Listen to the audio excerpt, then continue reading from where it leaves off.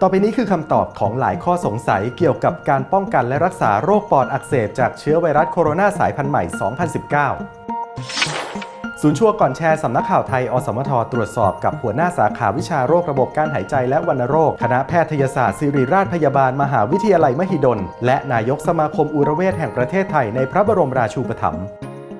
ปัจจุบันยังไม่มียาที่ใช้รักษาโดยตรงนะครับกลุ่มแพทย์ในประเทศจีนเทียบเคียงยาต้านไวรัสบางอย่างก็คือยาโลพินาเวียและก็ยาลิโทนาเวียซึ่งเริ่มทดลองแต่คงต้องรอการสรุปผลอีกทีปัจจุบันก็คือการรักษาประคับประคองตามอาการและก็อวัยวะที่ทำงานแย่ลงซึ่งหลักๆก็คือปอดก็เหมือนกับการติดเชื้อทั่วไปพอร่างกายกำจัดเชื้อไปได้เองอวัยวะต่างๆฟื้นคืนตัวก็จะกลับมาสู่ภาวะปกติได้แปลว่าเชื้อนี้น่ากลัวกว่าปกติไวรัสนี้ไม่ได้น่ากลัวในเชิงของความรุนแรงคือไม่ต่างกับไวรัสที่ก่อให้เกิดปอดอักเสบทั่วไปโคโรนาไวรัสหรือไข้หวัดใหญ่นั้นโดยทั่วไปแล้วถ้าร่างกายเราแข็งแรงเราไม่มีโรคประจำตัวเราอยู่โอกาสที่จะรุนแรงจนเสียชีวิตนั้นน้อยมากแต่ต่างกันนิดหนึ่งก็คือไวรัสโคโรนาสายพันธุ์ใหม่ยังไม่มียาต้านไวรัสที่สามารถฆ่าเชื้อได้ชัดเจนเหมือนกับไข้หวัดใหญ่ครับเขามีการแชร์คลิปคนล้มลงนอนตามท้องถนนนี่คืออาการของโรคนี้เหรอครับบอกไม่ได้เหมือนกันแต่โดยธรรมชาติเวลาเกิดปอดอักเสบเนี่ยมันค่อยๆเป็นค่อยๆไปก็จะค่อยๆเหนื่อยค่อยๆหอบเราจะไม่เห็นคนกลุ่มนี้อยู่ดีๆมาเดินแล้วก็ล้มทันทีทันใดคงน่าจะยากเราจะรู้ได้ยังไงครับว่าเราติดเชื้อแล้วไม่มีทางทราบเลยครับคนทั่วไปเนื่องจากอาจจะมีตั้งแต่ไม่มีอาการจนถึงมีอาการเหมือนกับไข้หวัดทั่วไป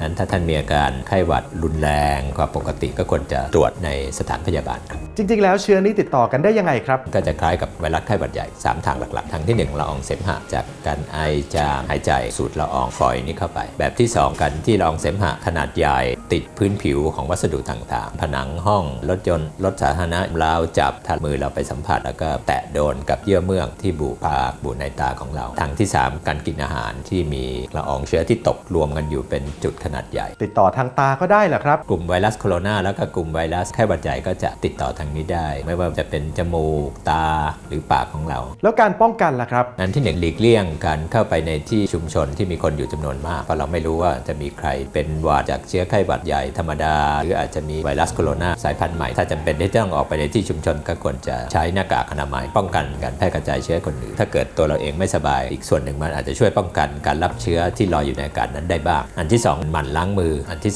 3ล้างมือให้สะอาดก่อนรับประทานอาหารทุกครั้งที่เขาแชร์เตือนให้อย่าไปในที่ที่คนจีนไปเที่ยวเยอะๆนะครับก็เชื่อว่าลดโอกาสลงแต่จริงๆแล้วอาจจะมีคนต่างชาติประเทศอื่นที่กลับมาจากประเทศจีนซึ่งเราไม่รู้อีกอาจจะไม่จำเป็นต้องเป็นนักท่องเที่ยวจีนอย่างเดียวที่เรากลัวก็คือกลุ่มคนที่ติดเชื้อแต่ไม่แสดงอาการเขาบอกนั่งสมาธิหายใจเอาออกซิเจนไปกำจัดไวรัสได้ไม่จริงนะครับเชื้อไวรัสโคโรนาหรือไวรัสอื่นๆก็จะถูกกำจัดโดยระบบภูมิคุ้มกันของร่างกายเราออกซิเจนที่เราหายใจเข้าไปนั้นไม่ได้มีส่วนช่วยในการฆ่าเชื้อไวรัสโคโรนาสายพันธุ์ใหม่นะครับเห็นภาพข่าวที่จีนดูแตกต่างจากในไทยมากๆเป็นแนวทางการรับมือตามมาตรฐานในสถานการณ์ที่เชื้อแพร่กระจายไปเยอะแล้วเราไม่รู้ว่าใครได้รับเชื้อนี้มาบ้าง Universal Precaution แพทย์และพยาบาลต้องทำกับคนป่วยทุกคนที่มาโรงพยาบาลเหมือนกับเขาติดเชื้อไวรัสโคโรนาทั้งหมดถ้าประเทศจีนไม่ทำอย่างนั้นก็จะถูกยกระดับจากองค์การอนามัยโลกให้เป็นโรคระบาดข้ามชาติซึ่งอันนั้นก็จะต้องมีการชัตดาวน์ของประเทศจีนจากภายนอกมากกว่านี้ในความเห็นผมนั้นมาตรการรับมือของเราถือว่าทำได้เหมาะสม